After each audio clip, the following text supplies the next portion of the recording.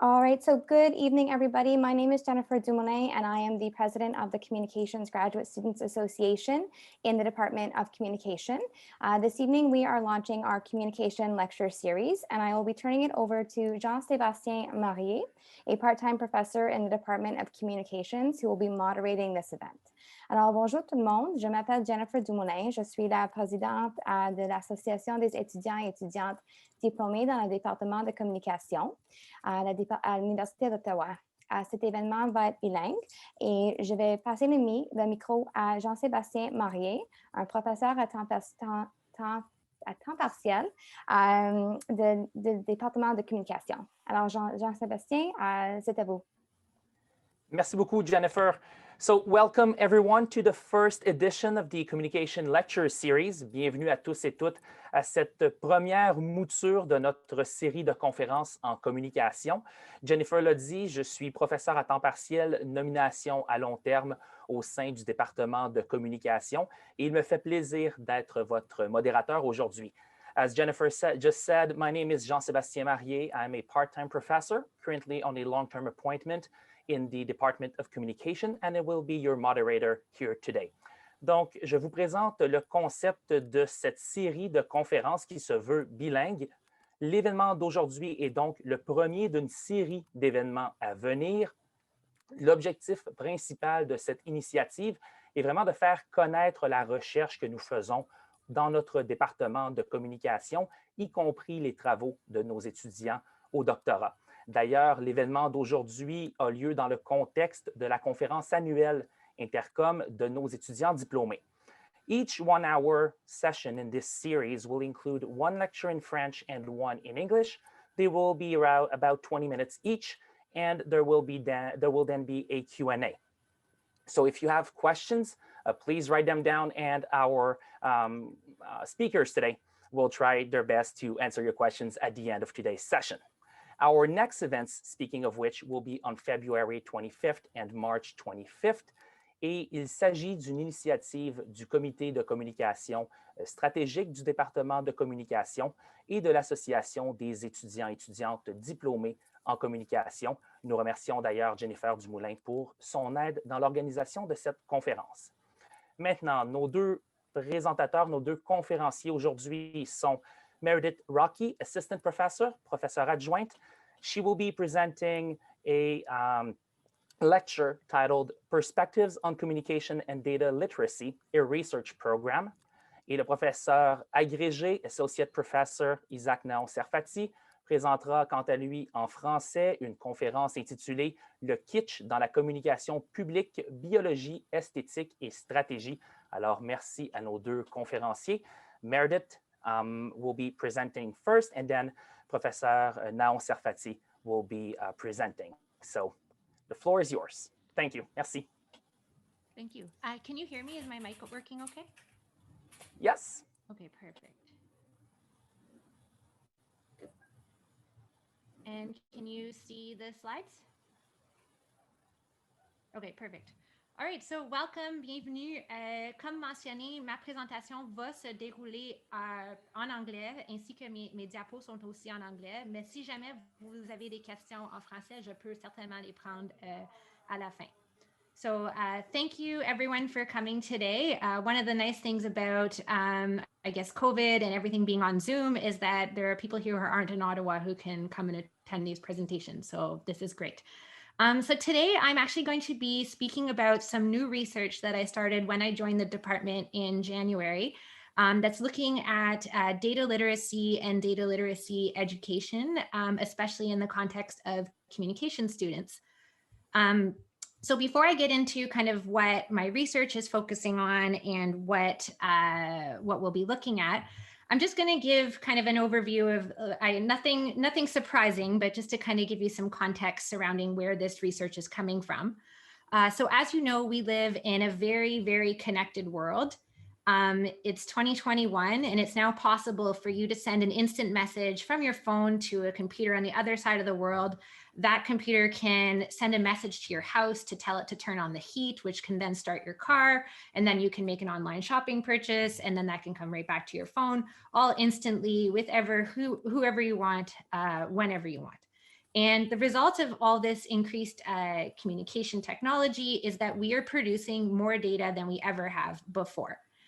So it's unprecedented amounts of data.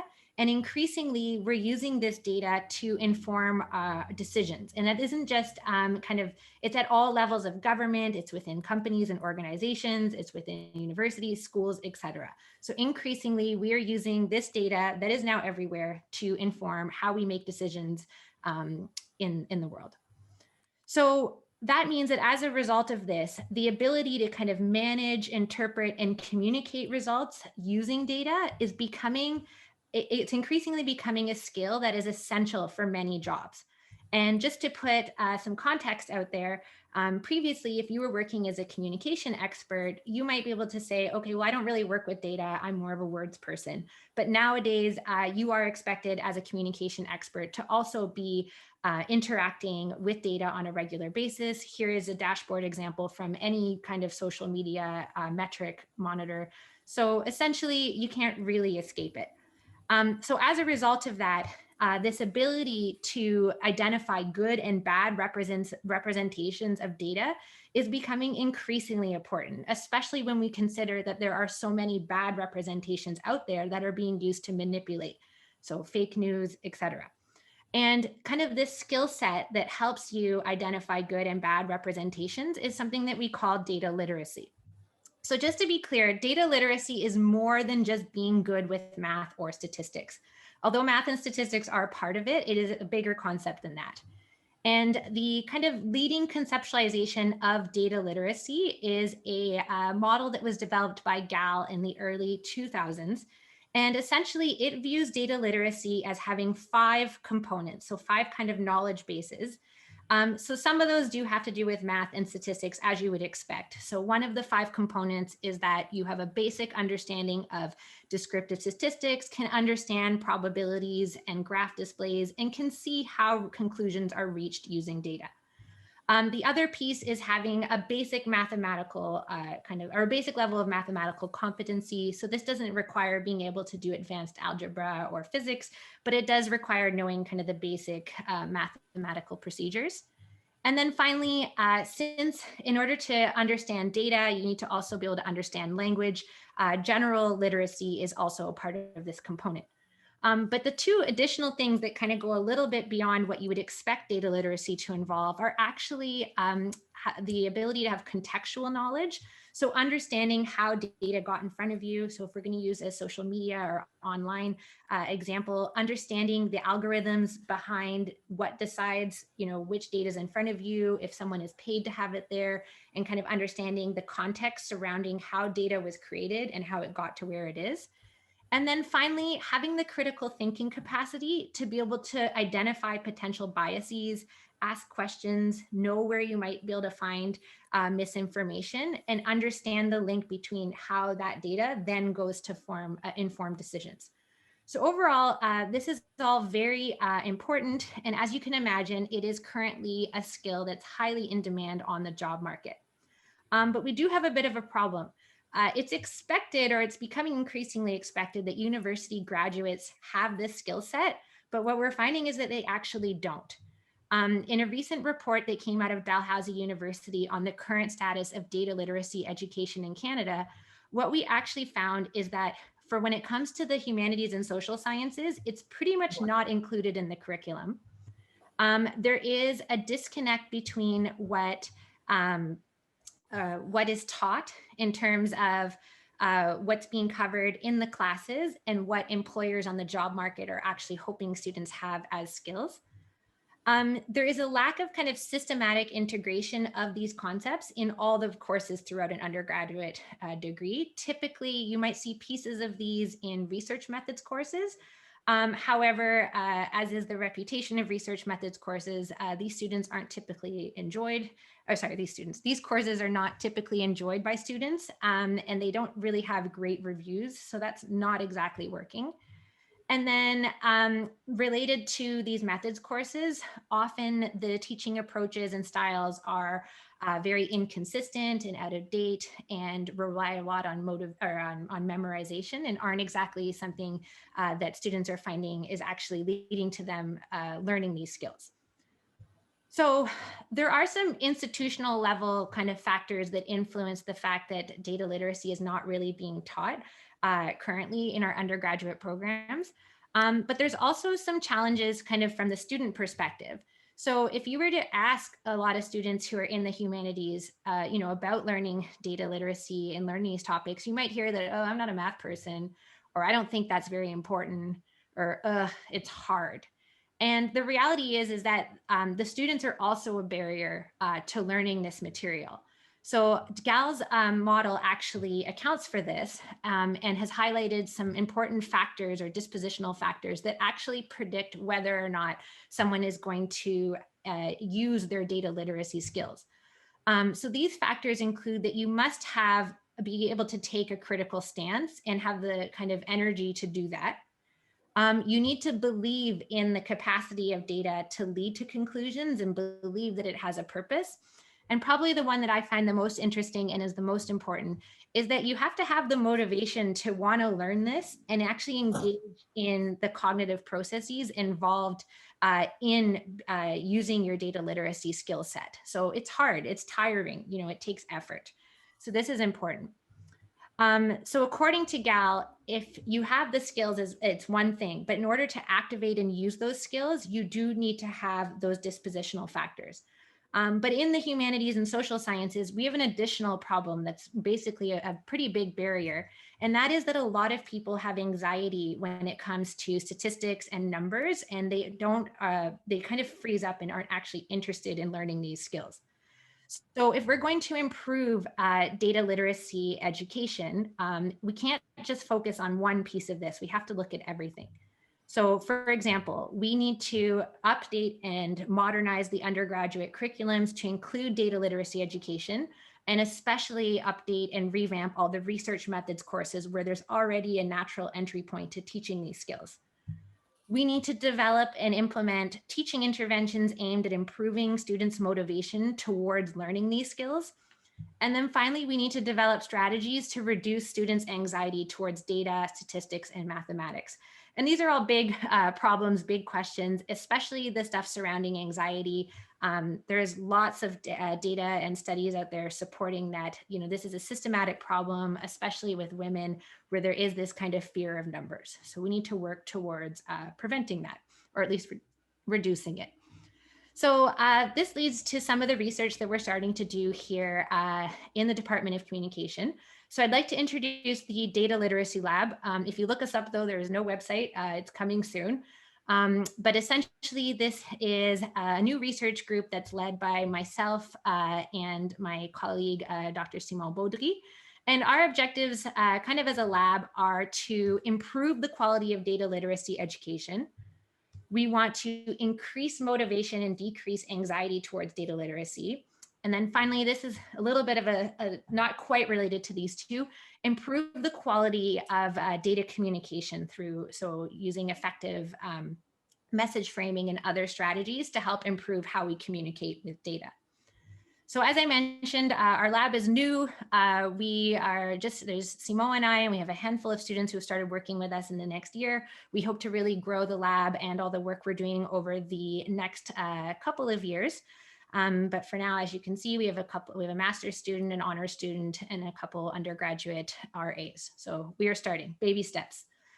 But we're also working with some other partners at the University of Ottawa, as well as some of my colleagues at other Canadian institutions. So we really are trying to kind of tackle these projects, not only here at the University of Ottawa, but across Canada as well. So I did say that we are trying to go big, but of course we are starting small. So what we're hoping to do is start within the department, expand to the university, move towards our partner institutions, and then eventually implement maybe some changes across Canada. So you might be wondering, okay, well, why start with the Department of Communication? So there's obvious bias that that's where I work. But communication is an interesting department and provides kind of a very good opportunity to develop some interventions and programs in a multidisciplinary scenario that could then lend themselves very easily to other programs that are less multidisciplinary than ours. We also do a really good job in our department at placing students directly into the job market. There's a high demand for students with the training in our program, and also that gap that we have right now with data literacy. So this is also a good opportunity. And then finally, I'd say all fields have been changed by technology in the last 20 years, but I think it's safe to say that communications especially has been dramatically changed and disrupted by all the new mobile technology that exists. So there is kind of an opportunity here to kind of update things and match the times. So with that in mind, we do have a few different projects going on right now in our lab. So one of the first things we ran into is that there is no actual way to measure or assess data literacy right now. So you might be expecting that there's some sort of assessment you can just give out, like the data literacy quiz or test. Well, it doesn't exist. So one of the first things we had to do was actually create and validate a measure to look at how to assess data literacy using those using the 5 knowledge components according to GAL. So through the University of Ottawa seed funding program, we actually piloted a study last year with some undergraduate students and basically had them complete a bunch of different measures of things that were sort of related. And together with that, we were able to put together kind of a pilot questionnaire that we're now using in our research. So one thing to note, though, is that the measure doesn't actually include the literacy knowledge component, and that is just because we assume that by being at university and being able to read the questionnaire, that is already taken care of, but it does include the other 4.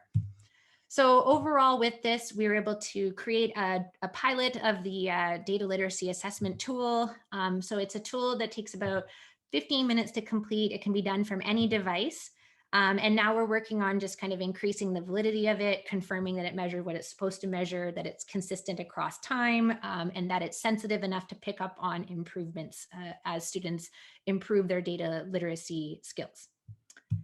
So one of the things that we would like to start working on, though, are making some changes to the quantitative methods courses especially, but research methods courses in general.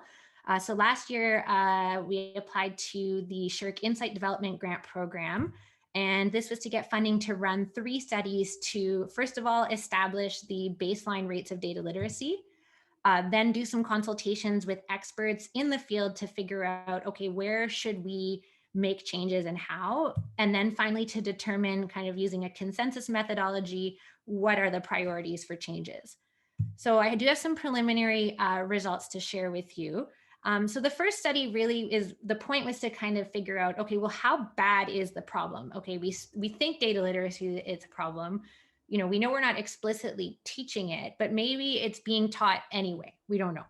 So with the help of Gabrielle and her honors thesis, she's been looking at establishing kind of where we're at before we make any changes when it comes to data literacy. So we had 150 students from the department complete our baseline questionnaire. And essentially what we found, and just keep in mind that this is only looking at the statistics and mathematical knowledge. We haven't looked at everything yet. What we found is that on average, like the average, so the test, it's scored on 13 points and the average is just over 50%. So that means within our department of university students, and this was students across all 4 years of their undergraduate degree, we had a pretty even distribution of scores, but that average still was only at 50%, which is not great. We don't have a lot of benchmarks yet to know if like how bad it is, but I would say we were hoping for something higher than that. But what I think is a little bit more problematic is that we then looked at the students who have taken their statistics classes versus the ones who haven't. And although we can see that data literacy did go up a bit for the ones who took the class, it's not as much as you would expect. So overall, I think this is supporting that there is a problem. So we're definitely going in the right direction here and trying to address it. But one thing is this idea of, okay, well, how much are they learning in their stats class? So this actually launched study 2, I guess, or 1B, where we're looking at the rate of change in data literacy while students are taking their stats classes. So we're currently following 150 undergrads in both the Faculty of Arts and the Faculty of Social Sciences. And we're using a momentary ecological assessment design where we had students report their data literacy at the start of the semester, and then we're taking measurements throughout, and then again at the end to kind of see if we can isolate that like incremental improvement or if nothing's happening, because that's also a problem too. So that is kind of our first study. I mentioned that we're also trying to consult with experts about, what are best practices and how can we make changes to these programs. So I have an honor student, Alexa, who's been working on this, and she has been consulting with communication professionals and faculty members about problems with the courses, as well as potential solutions and gaps and ways we can fix it. So she conducted a series of interviews to look at this, and overall her results found that the participants in her sample echoed the same kind of barriers that we'd already seen in the literature. But what was really exciting is that they've highlighted a number of solutions. And these solutions are going to then inform this next activity where we're going to identify kind of where we want to target first. And then we'll be working with the curriculum experts here in the teaching and learning services at the university to develop kind of some specific changes that we'll then implement and test in our programs. So this kind of leads to our next steps. So I talked a lot about kind of the idea of fixing the classes or the program, but I did mention that we're also interested in developing interventions to improve motivation and reduce anxiety, as well as improve the quality of communication. So these are kind of more long-term projects that we'd like to do, but these projects actually require some pretty specific research infrastructure. So this actually brings me to announce, so this past fall, I was part of a collaboration of researchers at the Telfer School of Management, and we applied for a grant through the Canada Foundation for Innovation to build a human behavior and interaction research laboratory. So it's the III lab. So we'd be studying inclusive behavior, interactions, and it provides us with an opportunity to conduct interventions. So the application was submitted this fall, and we should get results anytime now. But based on the University of Ottawa's track record with these grants, odds are good, fingers are crossed, but hopefully we'll get the lab. But what this will look like if we get it is a space that is designed to study large group interactions, and then small and medium group interactions. So we can basically study, well, one person on their own or up to groups of 50 in the different spaces. All the furniture is reconfigurable to set it up as a classroom. You could do a yoga studio. You can make it look like a doctor's office, a living room, whatever you want. And essentially, the entire space is equipped with Noldus, which is a human behavior tracking software.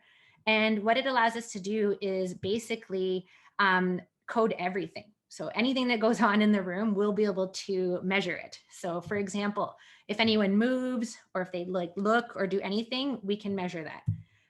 If people are using their own devices or the screen or their computer or their cell phone or the screen in the classroom, we'll be able to capture the information that's on there. Finally, we have the capacity using this advanced AI to track people's emotions, how they're feeling. There's eye tracking. We also have physiological hookups to see how people are stressed and how they're feeling during a class. So what I would be hoping to do with the data literacy lab is run experimental classroom studies where we can actually look at whether our interventions to improve motivation and reduce anxiety are actually working in real time. So I look forward to being able to do this. And then what's interesting is that the software lets you put everything onto one timeline, which is really important for kind of measuring all the different things that are going on at once, but more importantly for establishing cause and effect. So for example, if the professor were to start teaching a really difficult concept, we would be able to see immediately how that impacted the students by looking at their verbal, nonverbal, and physiological indicators and placing it all on the same timeline. So with that in mind, so it's still early days of the data literacy lab. And as you can see, we're starting to get projects going, but we look forward to kind of continuing to develop all of these different research initiatives over the next couple of years. And thank you. Merci beaucoup. Thank you very much, Professor Rocchi. Notre prochain conférencier aujourd'hui est le professeur Isaac Naon Serfati, professeur agrégé, Associate Professor au département de communication. Et sa présentation d'aujourd'hui porte le titre de Le kitsch dans la communication publique, biologie, esthétique et stratégie. Alors, professeur, à vous la parole.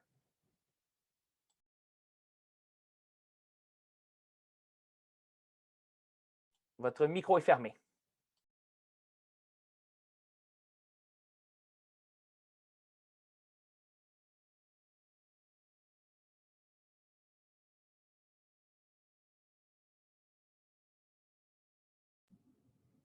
Est-ce que ça va maintenant? Est-ce que vous Oui, on vous entendez? entend. Parfait. Donc, je disais merci Jean-Sébastien, merci Jennifer pour nous avoir aidé à organiser cette conférence, faciliter toute la plateforme. Et merci Meredith, qui est la personne qui a eu l'idée de lancer cette série des conférences en communication. Donc, aujourd'hui, je vais vous parler du kitsch dans la communication publique. Et là, vous voyez déjà un peu de quoi il s'agit lorsqu'on parle du kitsch. Donc, on a ici le petit chat entouré de fleurs, etc. Donc, c'est un peu tout ce côté un peu sentimental, un peu aussi, il y a une certaine saturation des couleurs, des motifs, des symboles, etc., etc. Donc, je vais présenter en français, mais les diapos sont en anglais, donc juste pour faciliter peut-être aussi la communication dans cette présentation. Donc, je vais toucher justement trois aspects que moi je considère importants dans la problématique du kitsch dans la communication publique. Le côté biologique, je vais vous expliquer pourquoi la biologie. Bien sûr, il y a, ça c'est assez évident, l'aspect esthétique. Et ensuite, une chose qui m'intéresse toujours comme quelqu'un qui travaille dans le domaine des relations publiques et de gestion de communication, donc c'est la question stratégique. Donc, la première chose, c'est que je travaille depuis un certain temps dans un programme de recherche que j'appelle l'économie des émotions dans la communication publique. Et pourquoi je parle de l'économie des émotions? Parce que je m'intéresse surtout de comment on organise justement la façon dont nous percevons certaines choses et comment cela se fait de façon stratégique. C'est-à-dire comment les organisations, les institutions privées, les gouvernements, mais même les organisations terroristes, par exemple, se servent un peu des émotions justement pour atteindre certains objectifs.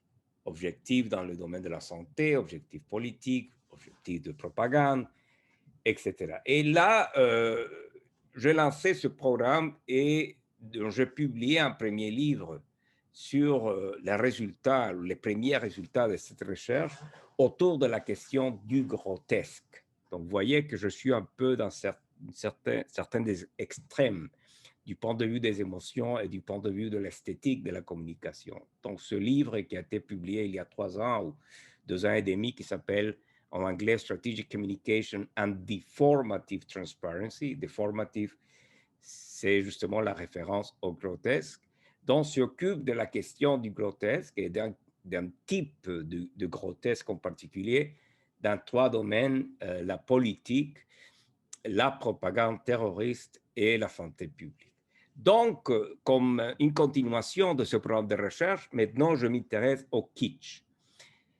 Et donc, d'abord, bon, c'est un concept qui a été défini, par exemple, clairement par l'écrivain Hermann Broch, qui a écrit les remarques à propos du kitsch, donc, où certainement il fait une différence entre l'art, disons l'art sérieux, et l'art kitsch, ou les objets kitsch, ou la littérature kitsch, ou même la musique kitsch. Donc, il fait une distinction entre haute culture, si vous voulez, et une certaine culture populaire. Et puis, il y a eu le travail aussi qui est devenu maintenant un classique d'un chercheur français qui s'appelle Abraham Molf, qui s'appelle la psychologie du kitsch, justement, où lui, il va essayer de comprendre un peu pourquoi les gens aiment le kitsch, et il appelle ça l'art du bonheur. Mais il y a eu aussi l'écrivain Milan Kundera qui, dans son roman, il faudra que je le traduise le titre de l'espagnol au français, mais ça va, dans un roman très connu, il dit, il y a un des personnages dans le roman, bon, j'ai oublié le titre du roman en français, donc il dit que le kitsch représente un idéal esthétique dans lequel, si vous me permettez le mot, la merde est niée d'une certaine façon et tout le monde agit comme si cette merde n'existait pas. Donc, c'est une espèce de dégradation de l'esthétique, c'est-à-dire c'est le degré -0 de l'esthétique, de l'appréciation esthétique, mais la plupart des gens l'acceptent comme c'est bien, it's cute, on pourrait dire en anglais. Je vais vous montrer peut-être, bon, vous ne le voyez pas, mais il y a ce livre qui est sorti il y a quoi, un an, The Power of Cute, de Simon May. Donc, il y a des gens qui diraient, bon, OK, c'est la merde, mais quand même, on l'aime parce que cela produit certains sentiments, un certain attachement, etc., etc. Donc, il y a ça d'abord. Et là, je fais le contraste. Donc, dans mon programme de recherche, je continue à travailler sur le grotesque. Et là, j'ajoute la question du kitsch, parce que je pense qu'il y a une tension et même une complémentarité entre les deux. C'est-à-dire que le grotesque, bien sûr, c'est une catégorie esthétique qui nous parle d'une matérialité dégradée, donc soit des formes malades, décadents, morts. Donc, et c'est surtout le corps grotesque qui réfère à ces caractéristiques, tandis que le kitsch fait appel plutôt à des codes de sentimentalité et comme on l'a vu dans l'illustration que je vous ai montrée du petit chat, c'est à partir d'une espèce de saturation de sens, de la saturation du sensible.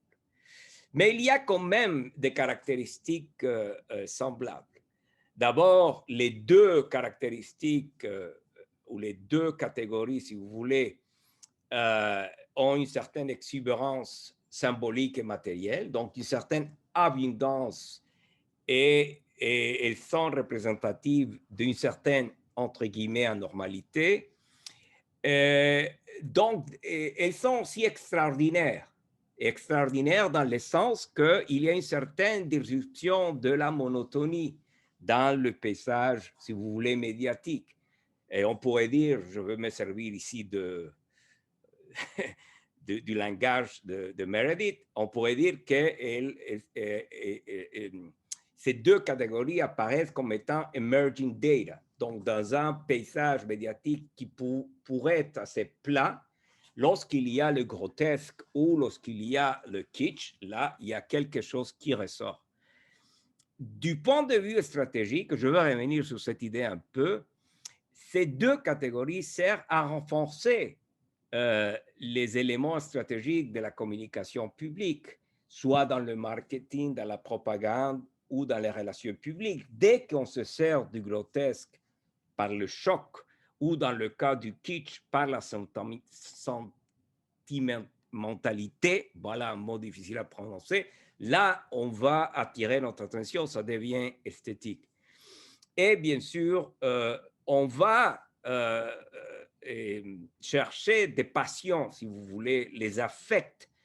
Et c'est à partir de ces passions-là provoquées soit par les grotesques ou par le kitsch qu'on pourra après accéder, par exemple, à une certaine connaissance ou au moins une idée qu'on peut connaître quelque chose sur la problématique soulevée par le grotesque ou le kitsch. Et bien sûr, il y a aussi un certain rapport entre esthétique et éthique. C'est-à-dire qu'il y a une certaine superposition, si vous voulez, entre un problème de goût, c'est-à-dire j'aime ou j'aime pas mais quand même je suis attiré, ou je le rejette parce que c'est trop sentimental, mais quand même ça va me mener vers une évaluation morale dans les deux cas. Donc, je m'intéresse dans cette recherche sur le kitsch en particulier dans trois aspects que je vais vous expliquer tout de suite. Le premier aspect, je l'appelle biologique. Pourquoi biologique? D'abord, parce que le kitsch, et même le grotesque, mais le kitsch aussi le fait de façon claire, c'est un appel au monde des sens. Et c'est quelque chose que j'ai déjà travaillé avec mes collègues, par exemple Sylvie, avec Maria, avec Luc, avec Frédéric Matt. Il y a la question du sens, de sens dans le sens des sens. Regarder, voir quelque chose, peut-être même toucher, ça, on va voir, mais il y a au moins la question sensible qui rentre en jeu, c'est-à-dire la façon dont les gens perçoivent et réagissent face au kitsch à partir de certaines caractéristiques même biologiques et comportementales. Ça a été étudié par exemple par l'éthologiste Conrad Lawrence. Le fait que, par exemple, on est attiré par certains caractères dans le phénotype d'un animal, ça correspond à certaines caractéristiques biologiques aussi. Il y a après la question de la nature et du monde soi-disant naturel. Et bien sûr, vous allez voir tout de suite que moi, je m'intéresse au kitsch, surtout dans la représentation de la nature et dans certains discours, soi-disant écologistes ou animalistes. Donc, comment est-ce qu'on parle de la nature ou de ce monde naturel dans cette communication publique dans laquelle il y a un débat? Et là, j'utilise les termes de la tour et l'épinay, il y a un débat des passionate interests, c'est-à-dire des intérêts passionnés où l'émotion rentre en jeu. Il y a les débats, les campagnes, les luttes politiques, je m'excuse, etc., etc. Et après, il y a un autre problème, et c'est le contraste typique entre nature et le artificiel. Parce que finalement, le kitsch, c'est de la pure artificialité d'une certaine façon. C'est l'artificiel en contraste avec le naturel. Donc, c'est par le fait justement de l'intervention humaine que l'artificiel rentre en jeu, mais toujours dans un contraste avec ce monde soi-disant non contaminé du naturel. Donc, voici la catégorie biologique. Ensuite, je m'intéresse au problème esthétique. Ça, c'est clair que c'est un problème central dans l'étude du kitsch. Donc, pourquoi? D'abord, parce qu'il y a le rôle, encore une fois, du sensible comme la porte d'entrée d'un processus plutôt cognitif, c'est-à-dire on connaît grâce à l'émotion.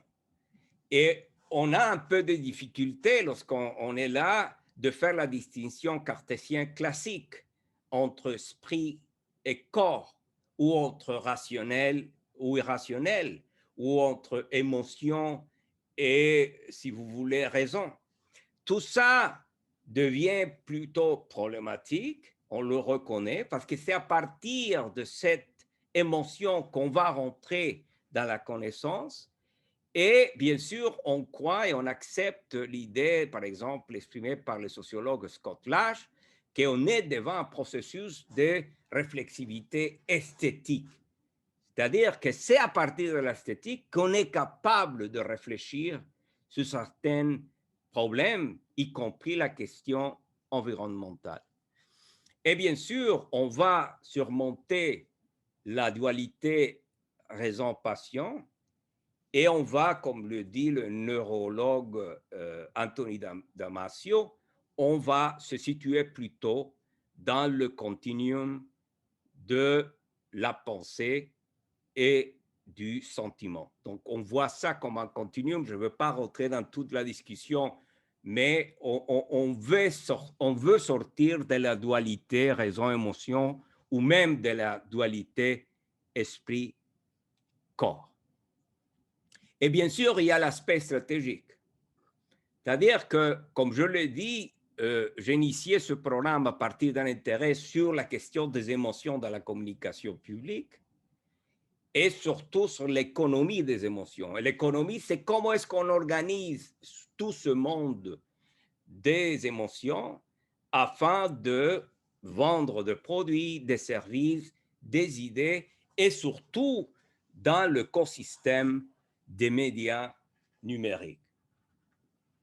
Donc, le kitsch est justement un outil stratégique afin de d'abord produire certaines passions, certains affects, attirer l'attention, provoquer, avoir cette viral effect, provoquer une reproduction des idées pour entamer des conversations et certainement pour générer une certaine évaluation morale sur ces sujets. Par exemple, est-ce que c'est bien de faire ci ou de faire ça aux animaux? Ou est-ce que c'est bien de faire ci ou faire ça à la nature, à l'écologie, etc., etc. Donc, je vous montre ici un exemple. Ce n'est pas nécessairement un exemple écologique. Vous avez la petite chèvre qui a été utilisée. Il y a plein de petites chèvres un peu partout. On voit beaucoup de chèvres comme ça, très cute. Mais ça, je dirais que ça correspond à un certain kitsch. Bien sûr, elle est habillée avec son manteau, avec des petites étoiles. Mais j'étais surpris la première fois que j'ai vu, parce que ça fait partie d'un PSA, d'un Public Service Announcement qui a été fait aux États-Unis pour, si vous voulez, promouvoir ou faire que les gens soient plus conscients de la problématique du pré-diabète, la pré-diabète, que c'est un autre sujet qui m'intéresse beaucoup. Et là, je me suis dit, pourquoi des petites chèvres habillées avec un manteau pour parler du diabète? Est-ce que vous voyez, est-ce qu'il y a des rapports? C'est quoi l'idée derrière ça? Donc, c'est une chose que j'ai analysée avec mes étudiants dans mon cours de communication et santé. Un peu, on se demandait, mais pourquoi on va se servir de ces petits cute animaux et habillés comme ça dans un grenier, etc., pour parler du diabète ou du prédiabète. Donc, ça, c'est très intéressant. Donc, c'est une question qu'il faut explorer davantage. Vous voyez déjà comment le cute, dans un sens où le cute, kitsch ou kitsch, rentre justement dans la communication publique, ayant comme premier objectif, certainement, attirer l'attention du monde. Parce qu'en principe, je ne vois pas le rapport avec le diabète. Mais bien sûr, comme dans toute publicité, dans toute propagande, on veut attirer. Donc, c'est le emerging data. Donc, dans un paysage encore assez plat, par exemple à la télévision, dès qu'on voit des petites chèvres, on va dire « Ah, c'est cute ». Et après vient le message du prédiabète. Mais quel est le rapport finalement entre cette esthétique kitsch et finalement de campagne qui sont supposés de nous informer, par exemple, dans ce cas, sur le diabète. Donc, là, j'entame un nouveau projet dans lequel, au lieu de me concentrer sur la politique ou sur la santé ou sur la propagande terroriste, je vais me concentrer sur la question de la nature et du naturel. Et surtout, je vais me concentrer sur les non-humains, c'est-à-dire tout l'espace non humain, les animaux, les plantes et le monde minéral. Donc, je vais exclure, une première chose, c'est que je vais exclure complètement la représentation des humains. Et donc, par exemple, dans le cas du grotesque, mon objet, c'était le corps humain dégradé, mort, violenté, etc. Ici, je l'oublie, je le mets de côté. Et donc, je vais essayer de comprendre comment cette représentation de la nature dans ces différentes manifestations circulent ou sont utilisées dans les plateformes numériques. Et donc, dans la logique d'étudier l'économie des émotions, dans ce champ de la nature et du naturel, donc je veux me concentrer dans certains discours comme celui de l'écologisme, les droits des animaux, l'activisme vert, le véganisme, etc., etc.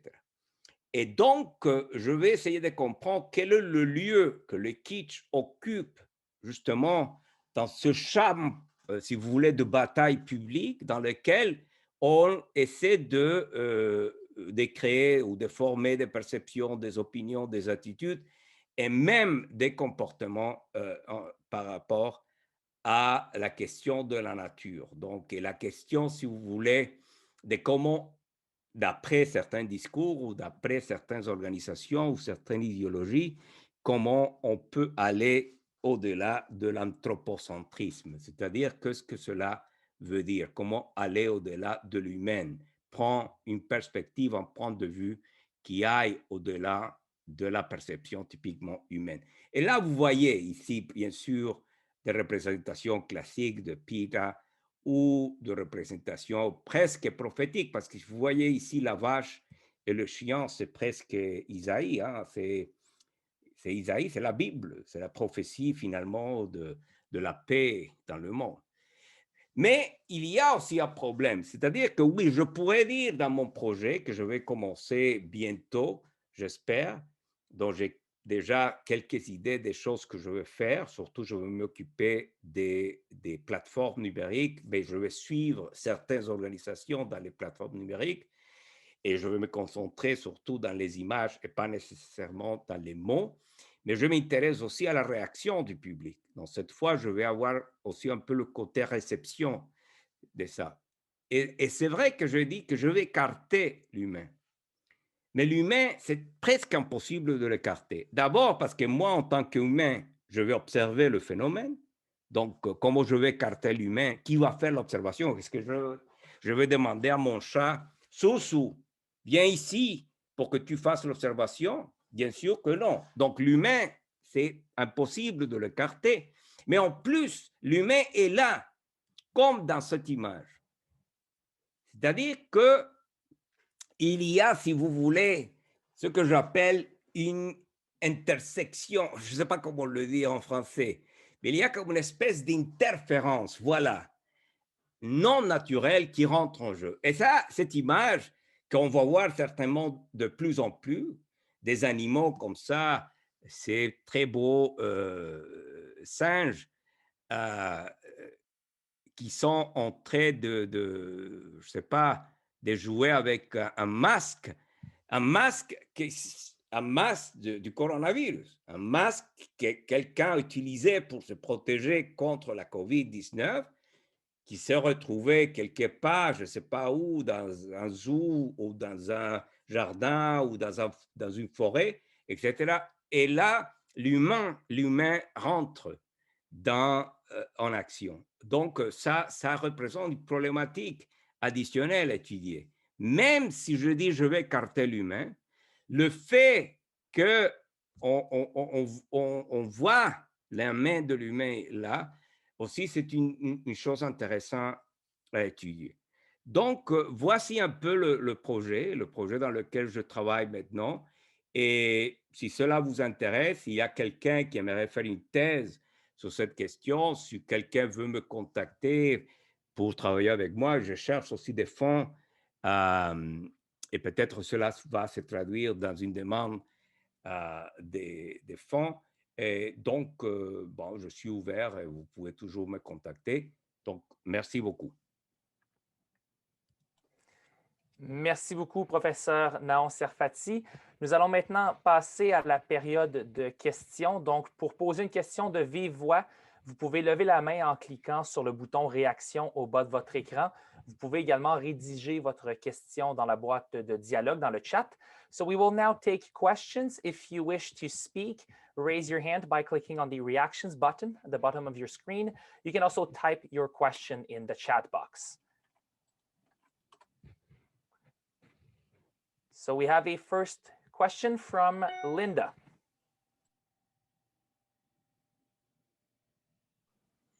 Okay. Thank you, everyone, for this opportunity, and I'm really grateful to be part of this, conference. One of the blessings of COVID is that from wherever you are in the world, you have the opportunity to participate in this kind of gatherings and be able to, gain knowledge and express yourself. I want to thank all the presenters, Meredith and Professor Isaac, for the wonderful presentations. My first question will go to Meredith. I like the steps that she and her team has taken in respect of trying to bridge the gap between classroom and what the recruitment outside in the job market requires. So I want to know, in spite of the lab, are there other steps, other recommendations they intend to do in order to still bridge that gap between the classroom and what the job market requires? Then secondly, many students in communication and the arts are always afraid of calculations, statistics. That's why most people run there as kind of escape route. So are there ways whereby that study can be broken down or made easier so that students can be able to love the study and get involved in that field, in order to have that knowledge and be more equipped for the labor market? Then for Professor Isaac, even though the presentation was in French, I tried to follow up, with the slides, but I think we'll talk more about that when we get to class so that he can really break down that study for us, for us to really understand what the whole thing is all about. So thank you very much. All right, thank you, Linda. So I guess I'll just try to respond. That's a very big question, but I think the general recommendation is that I think the current approach of it all being focused into one or two classes does make it kind of really hard to integrate that information and absorb it and use it in a meaningful way. So I think if you were to kind of start from scratch and not have to worry about existing courses or what's already in place, the ideal would be that students would see a little bit of those concepts kind of in a bunch of classes throughout their degree and receive the information in kind of smaller, more manageable packages, and the information would build upon itself instead of how it is now where it's just like, boom, here's all of it. And a lot of them then kind of get tense. And then there's also, I won't go into just because it's long, but there's a lot of different ways that you can teach the material to kind of be more supportive of students, give them more opportunities to gain confidence with more kind of hands-on applications and examples.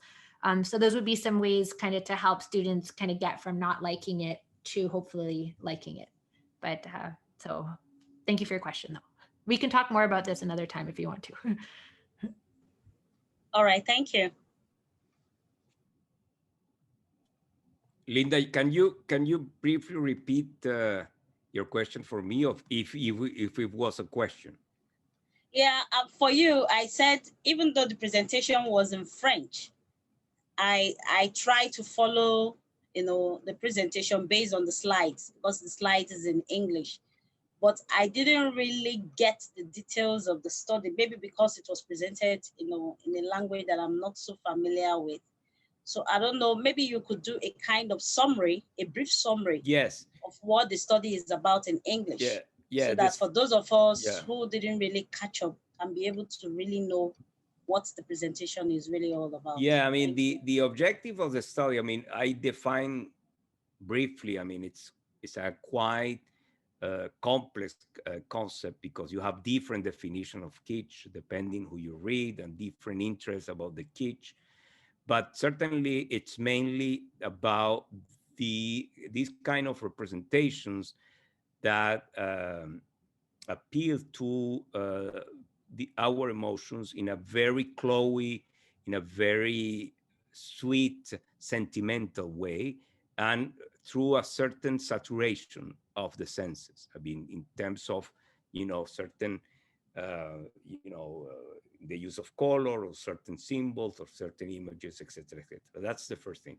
And I would like to understand, or the main objective of the study is to understand how these representations, particularly the representations referred to nature and the so-called natural, is affecting the way we understand nature and all the problems associated with nature. It could be, issues related to ecology, to green activism, to animal rights, to veganism, etc., etc. That's my main interest. And for that, then I'm going to focus on the non-humans. I mean, I will put aside the human for a moment, because I focus, for example, in my previous studies about the grotesque, I focus mainly on the human body. Then this time it will be on the animals, the plants, even the mineral kingdom, if you want, but mainly the animals, because I think they are the source of this notion of kitsch in public communication. And also I would like to understand not only the way they are used and represented by certain organizations, but also I would like to understand how people react to this kind of representations and what that means, what that says about their ways of understanding nature and the natural. But at the end, when I showed the photo of the two little monkeys with the mask in their and the one chewing the mask, what I try to do is that human will be always there.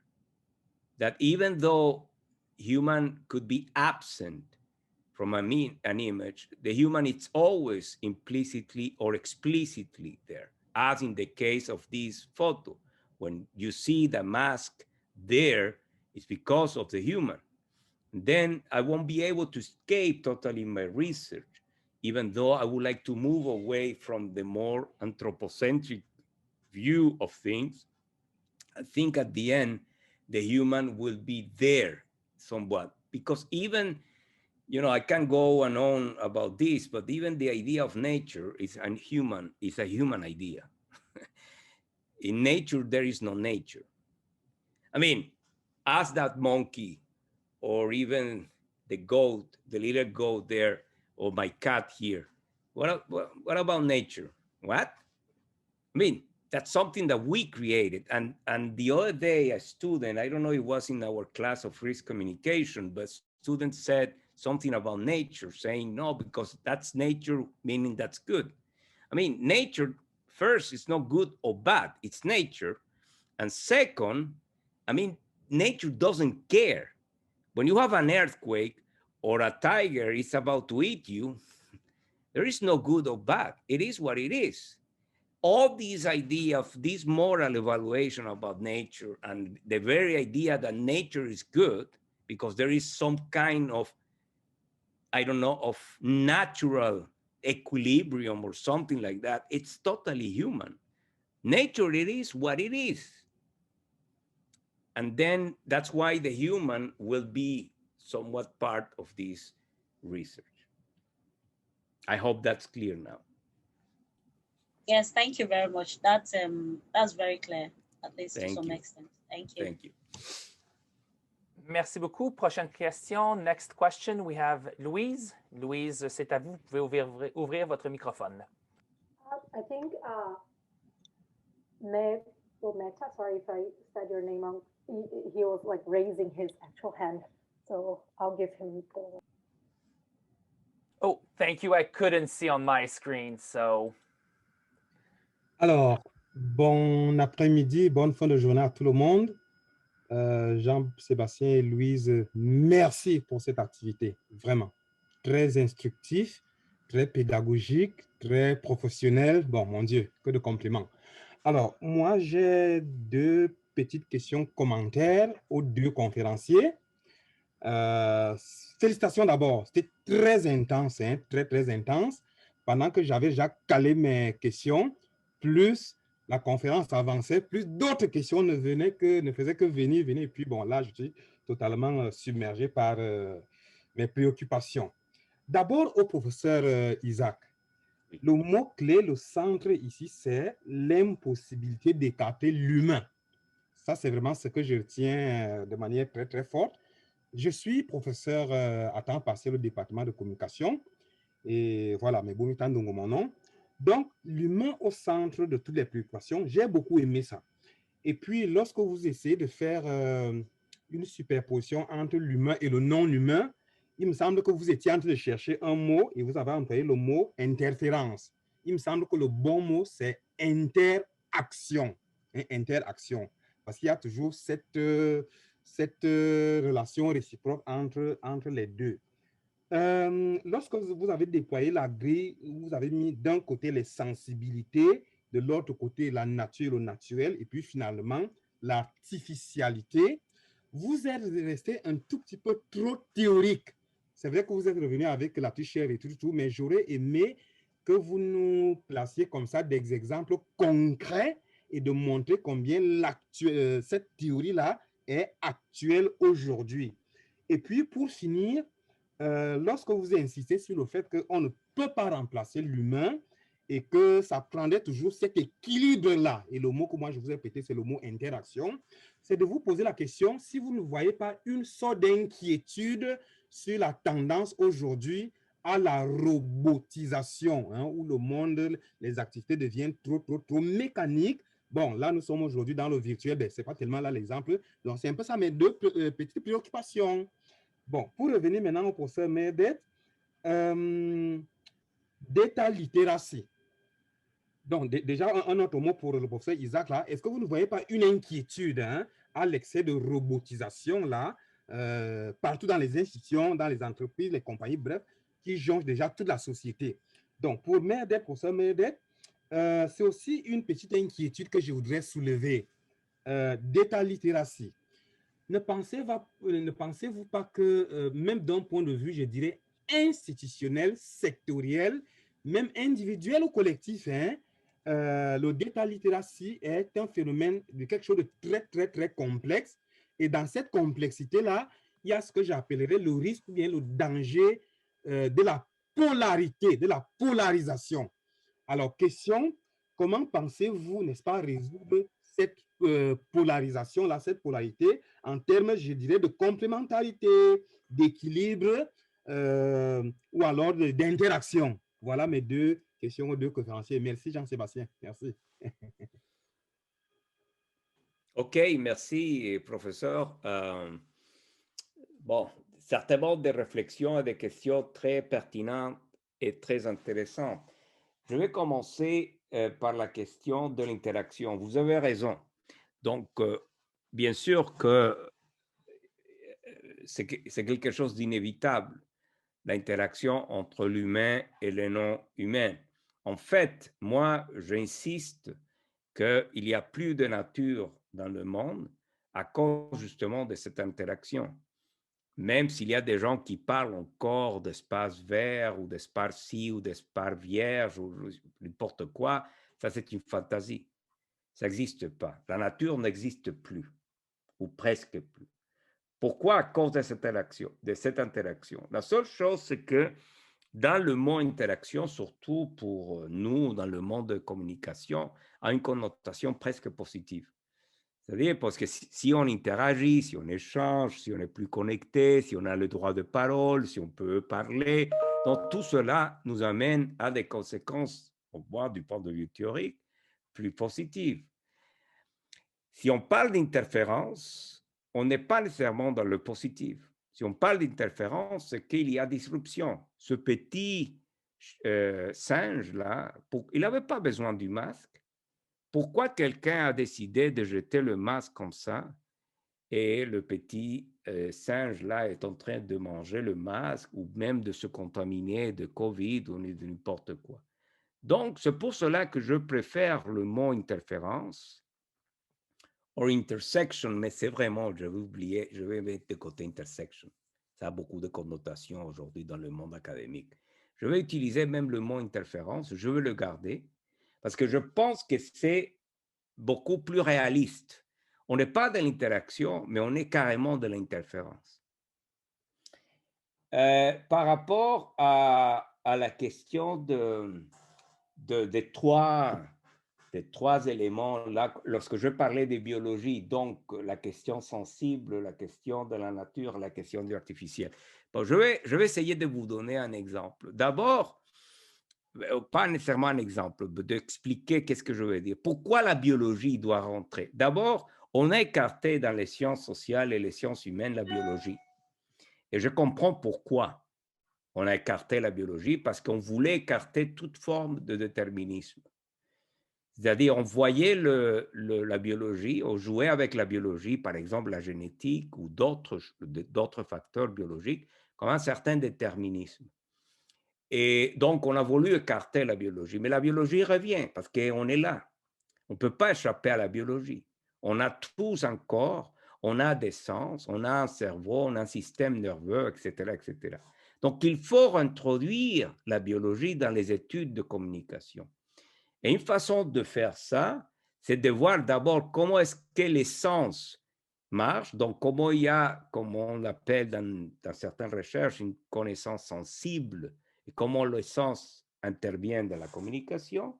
Une autre façon, c'est de voir comment certaines caractéristiques biologiques interviennent aussi dans la communication. Par exemple, la question du phénotype est très importante dans le kitsch, parce qu'il y a certaines caractéristiques phénotypiques dans la nature, dans la soi-disant nature, qui font en sorte que nous, on a des sentiments de maternité ou de paternité, ou de take care, de prendre soin de quelqu'un, etc. Ça correspond à certains phénotypes. Et ensuite, il y a la question de l'artificialité. C'est-à-dire que la contradiction du kitsch, c'est qu'on essaie de nous montrer tout ça, la nature, mais à partir d'une certaine artificialité. On n'est pas vraiment dans la nature.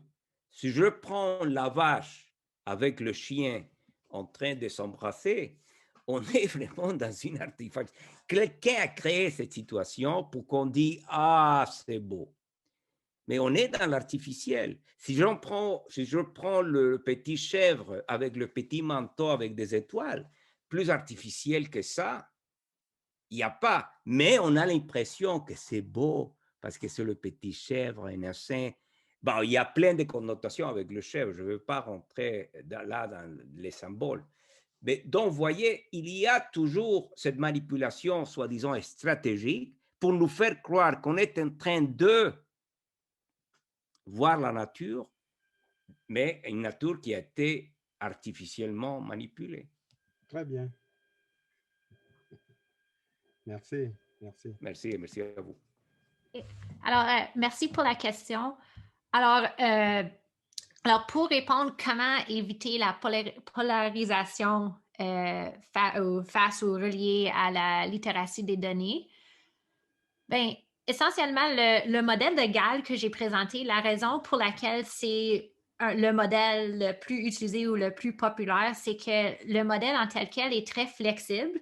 Et dans la théorie, c'est indiqué qu'on doit l'adapter au contexte ou au domaine où on veut l'utiliser. Alors, d'après moi, je sais qu'avec les statistiques, avec les données, on a un certain biais qu'on peut manipuler les données et que d'un certain point, d'un côté comme critique, en même temps, on peut critiquer le processus de comment les données ont été collectionnées, comment on a trouvé les conclusions, etc. Mais je crois que même dans ce contexte-là, puisqu'on peut adapter la définition de littératie des données et puisqu'on peut, ça inclut un aspect critique, je crois que ces deux aspects-là peuvent protéger contre la polarisation. Tout à fait. OK. Mais c'est tout que j'ai comme réponse. Mais c'est une bonne question. C'est un problème à considérer pour plus tard. Alors, merci. Merci beaucoup. Louise. Thank you, Meredith, and thank you, Professor Isaac. My question is for Meredith. I'm sorry if I missed something, like Zoom kicked me out a couple of times. Sorry. I wanted to ask you if you have plans to tackle that the three other elements of the media data literacy model. Like, yes. Yeah. So the results I presented of Gabrielle's honors thesis were just the preliminary analyses that she ran this week on the two parts that are a little bit easier to set up. But we have set up in our studies that we're assessing the kind of pensée critique as well as contextual knowledge. So we actually have questions about knowing about algorithms and how Google determines kind of what order things appear and how search engines function. So that's there's a whole kind of concept on contextual information that we have included. And I actually did some consultations in our department a year ago to ask colleagues what should be included in there.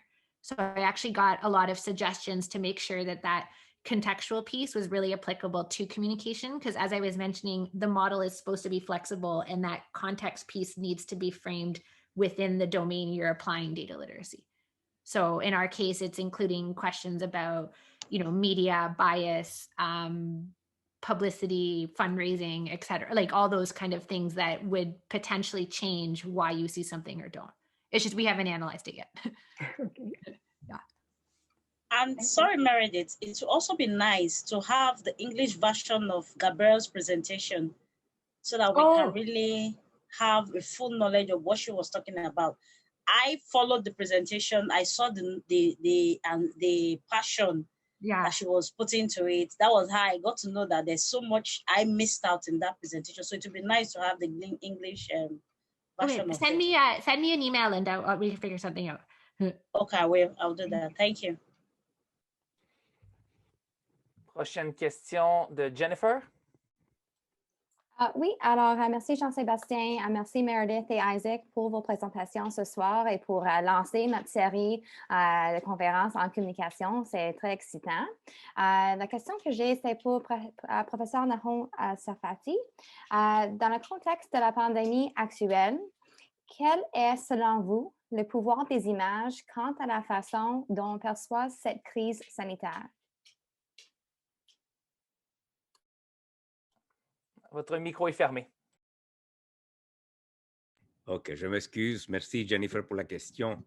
Donc, bien sûr, les images ont un pouvoir énorme dans n'importe quelle situation de crise. Parce que, là, je ne veux pas répéter quelque chose qu'on sait tous. Les images ont un pouvoir de synthèse et ont un pouvoir, disons, sensible, énorme, sensible dans le sens des sens et dans le sens des émotions. Dans le cas de la pandémie actuelle, on a un problème. C'est-à-dire qu'il semblerait qu'il n'y a pas nécessairement des images qui vont avoir ce pouvoir. On m'a dit quelquefois, oui, mais quand même, il y a les gens avec l'oxygène à l'hôpital, etc. J'ai dit, non, là, il y a quelque chose qui manque. Il y a quelque chose qui manque et n'a pas nécessairement ce pouvoir que autrefois les images comme les enfants dans le poumon d'acier ont eu pendant les épidémies de polio, par exemple aux États-Unis dans les années 40-50, où on voyait les enfants qui, pour justement respirer, devaient être dans ces énormes machines qu'on appelle les poumons d'acier, ou je ne sais pas comment on dit ça en français, mais ça a eu un effet, mais pas à cause de la technologie en soi, mais surtout des enfants. Il s'agissait des enfants et cela avait un pouvoir énorme. Mais il y avait un autre facteur, c'est-à-dire on était à l'ère de mainstream media, c'est-à-dire les médias de masse avait un pouvoir énorme. Donc, les gouvernements pouvaient mobiliser ces images et ils retenaient une certaine autorité sur la vérité autour de la polio. Et bien sûr, après, il y a eu The March of Dimes et les travaux de savants en France et de Jonathan Sachs aux États-Unis. Il y a eu les vaccins, etc. Et on a pu, c'est-à-dire presque éradiquer cette maladie. Dans ce cas, il n'y a pas ça. C'est-à-dire, on n'a pas les images des enfants en train de mourir ou en train d'être traités. On a des adultes souvent, et surtout, et là, il y a un problème d'agisme, parce que surtout des personnes âgées. C'est ça qu'on voit, et on ne voit pas beaucoup non plus. On voit, et surtout pour protéger, bien sûr, la vie privée, il y a le blurring des visages, etc. Mais il y a un autre problème. C'est-à-dire qu'on est dans un contexte dans lequel ces médias, mainstream media, ont perdu un peu de pouvoir. Et on est dans une concurrence énorme dans les réseaux sociaux où il y a d'autres images qui circulent qui vont, d'une certaine façon, discréditer l'idée qu'il y a une vraie pandémie ou que c'est grave ou que le vaccin marche ou que le vaccin ne marche pas, etc., etc. Et donc, on n'a plus ce pouvoir qui sert à persuader, on est plutôt dans la logique de passionate interest, d'après la Tour et l'Épinay. On est dans une logique où on va questionner tout et on va dire, mais même cette image, peut-être elle n'est pas vraie.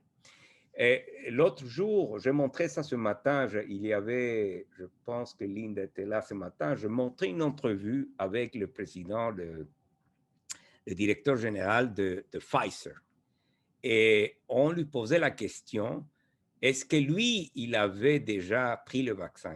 Il avait été vacciné avec le vaccin. Il a dit non. Voilà. Wow, non. Et bien sûr, il a expliqué ça. Pourquoi il n'a pas été vacciné? Oh, you know, I don't want to cut the lines. I don't want to take advantage of my position. I don't want to, you know, I'm in relatively good shape. I'm not at risk, whatever. Mais quand même, il a dit non. Donc, voyez, si le président de Pfizer dit non dans une entrevue au vaccin, ça va être manipulé. Et ça a été manipulé. Donc, on est dans un contexte beaucoup plus complexe dans lequel, d'abord, les images, bien sûr, ont un pouvoir, mais il y a beaucoup plus d'images. Et ensuite, il y a beaucoup plus de scepticisme par rapport aux images, parce qu'on part de la prémisse que toute image peut être manipulée. Donc là, on a un problème. Merci beaucoup. Thank you. On est un peu en retard sur l'horaire. We're a little bit behind on the schedule, but if it's okay with our two speakers for today, si ça convient aux deux conférenciers, on pourrait peut-être prendre deux dernières questions très rapidement. Oui, oui. Parfait. Alors, Elisa. Thank you both for the wonderful presentations. Lots of great information there. My question is for Professor Rocchi. You talked about the importance of data literacy among students, especially in social sciences and humanities. But how do you see the influx of COVID-related data that the general public is being exposed to right now? Well, I think for me, as someone who teaches stats and is always trying to convince people that they need to care about it, COVID was a bit of a blessing in disguise because I think everyone realized last March when all this stuff was coming on the news and that they didn't really understand linear versus exponential growth or know what an R naught was or understand confidence intervals, that they could see the applicability of what they were seeing in their class kind of hands-on. But I think it's also been, I think, a little bit problematic in terms of promoting the trustworthiness of data and the ability for data to predict or data modeling to predict things. Because I definitely have had this conversation a number of times, even with my husband, about how the models have all been wrong. but it's not that they've been wrong. It's just that they are a snapshot with the variable the data that they have at the time. And that, yes, they have confidence intervals based on certain behavior or inputs changing. But the thing is that as time progresses and those inputs change more, then yes, we can move outside of what was predicted and that model is no longer valid.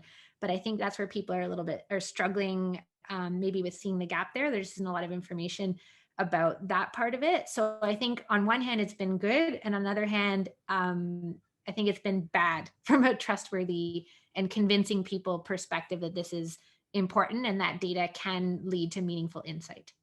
So I don't even know if I've answered your question, but those are my thoughts on that, good and bad. Yes, perfect. Thank you. Thank you, merci. Et la dernière question, Bertrand Labasse. Oui, bonjour à tous les deux. And thank you, both of you, for the super project you showed us. I have a dual question because both are so interesting. The first is to Meredith. It was whether the GALS model, as I explained, which is obviously very, very data-centric, which is purpose, but isn't there a risk to reduce communication skills to some kind of bin counting, which is obviously important, but what about the rhetorical skills, the audience awareness and all of this? And for Isaac, la question un peu inverse, c'est que je me demandais en t'écoutant avec passion, s'il n'y avait pas un risque à étendre le domaine du kitsch à plus généralement tout ce qui est un peu bizarre ou inattendu, alors que c'est un terme évidemment qui a une forte charge axiologique. Voilà. Merci. Do you want me to? I can go first quickly. So actually, that's a very good question and something that I've been trying to kind of tie into teaching. And I see communication experts and people who communicate as being in charge of the knowledge translation piece. So they're in charge of telling the story of the data. So you need the data literacy skills in order to understand and be able to interpret it. But I think where the role of a communication expert comes in is that they can turn that into something meaningful that makes sense for others.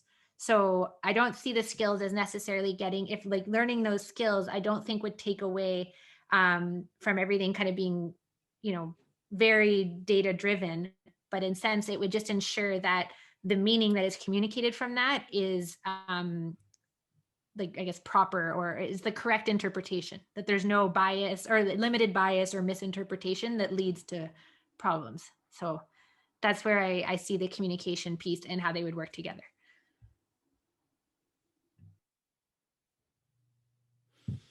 Oui, concernant la définition du kitsch, le risque de convertir, de transformer le kitsch dans une catégorie qui peut expliquer tout et rien, je suis d'accord, parce qu'il y a plein de définitions. J'ai devant moi ici, bien sûr, le petit livre de Bloch, et il y a Abraham Maltz, mais après, il y a, par exemple, Ruth Holiday and Tracy Potts sur le kitsch, Cultural Politics and Taste, and then à cela s'ajoute la question du cute, parce que le cute, d'après Simon May, ce n'est pas la même chose que le kitsch, même s'il y a du... Bien sûr, ce n'est pas la même chose, mais même s'il y a du cute dans le kitsch, on pourrait dire. Donc, cela complique les choses. Mais c'est un peu le même problème que j'ai eu lorsque j'ai étudié le grotesque. Parce que le grotesque aussi est un peu une catégorie un peu passe-partout qui sert à plusieurs choses. Donc, au moins dans ce cas, je vais essayer, je ne l'ai pas fait encore, de restreindre un peu les caractéristiques du kitsch que je vais étudier, surtout dans une certaine représentation de la nature. Donc, il faut qu'il y ait dans ces représentations des noms humains, c'est-à-dire que s'il y a une référence à l'humain comme corps, disons, comme phénotype, je vais l'écarter. Donc, voici une première caractéristique. Et une deuxième caractéristique, bien sûr, a un rapport à une certaine connotation sentimentale. Parce que ça, c'est pour moi la chose la plus... C'est pour cela que je parle d'une économie des émotions. C'est-à-dire la force du kitsch n'est pas, comme d'autres diraient, dans sa prétention artistique, même si c'est l'artistique dégradé, mais surtout dans l'émotion.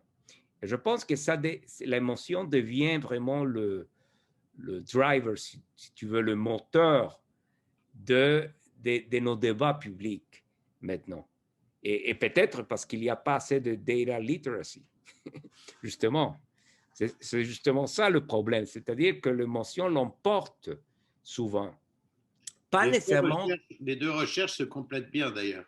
Absolument, absolument. J'ai commencé à lire ton livre, je le vois. Non, je veux dire, Meredith, non, les deux, mais aussi la tienne, sur la valeur des informations. La mienne, ça va avec tout, c'est comme du noir ou du gris. Oui, mais, mais non, mais moi je dis que c'est ça. Mais le problème, c'est que c'est pas pour dégrader, pour critiquer l'émotion que je fais ça. Pour dire non, attention, il y a trop d'émotions. C'est pour mieux comprendre pourquoi l'émotion joue ce rôle dans la communication publique et qu'est-ce qu'elle est en train de faire et comment on accède. Parce que souvent on dit, bon, l'émotion, c'est seulement l'émotion, c'est là, finalement, c'est les rationalités, ça ne sert à rien. Et ce n'est pas vrai. Je pense que l'émotion, aussi, c'est une façon d'accéder aux connaissances et même de se rattacher aux données.